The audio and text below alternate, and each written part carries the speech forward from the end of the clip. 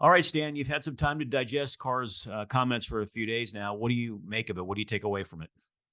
Oh, I mean, well, clearly he's very disappointed. He's very frustrated, and it was very heartfelt everything that he said within the press conference. But I think that for Raider Nation, I think for a lot of fans, like, okay, we know that Derek Carr cares. We know that he's frustrated. We know that he wants to win. We know that he's willing to put his best foot forward.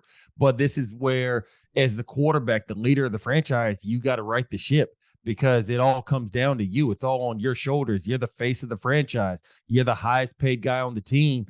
So whenever you look at it from that aspect, yeah, Raider Nation, they feel for Derek Carr because you can tell he definitely cares. Like he's not one of those guys that is just there to collect a check and is there to just, be cool for the Instagram pics and everything that comes from football. He obviously loves football and wants to be great at it and wants to lead this franchise, but it falls on his shoulders. So yes, like you said during the press conference that certain leaders were talking at the end of the game during the closed door team meeting and things like that. But somehow, some way, things have to start to go in the opposite direction of where they've been going. And at the end of the day, that still starts and stops, or should I say ends with the quarterback position.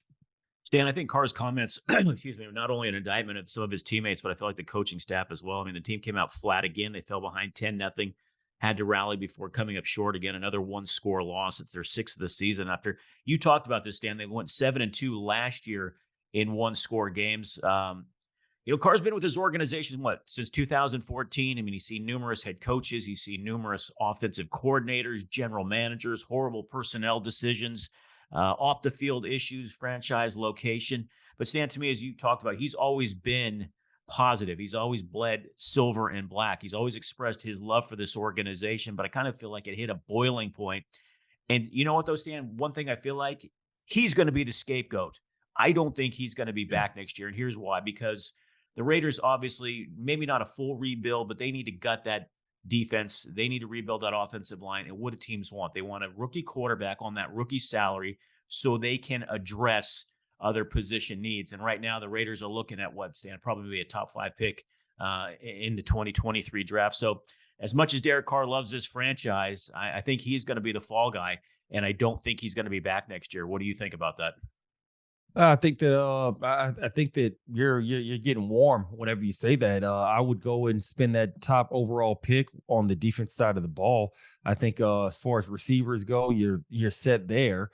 When you look at the running back position, I would try to re-sign Jacobs, depending on what the market bears and things like that. Or possibly if somebody emerges, even though I haven't seen it yet, if somebody emerges as a viable option at the top 5 position where the Raiders presumably will be picking, then yeah, if it's a quarterback that's right there and you feel that he actually can take you in a direction that Derek Carr has not been able to take you yet, then yeah, you spend it on a quarterback.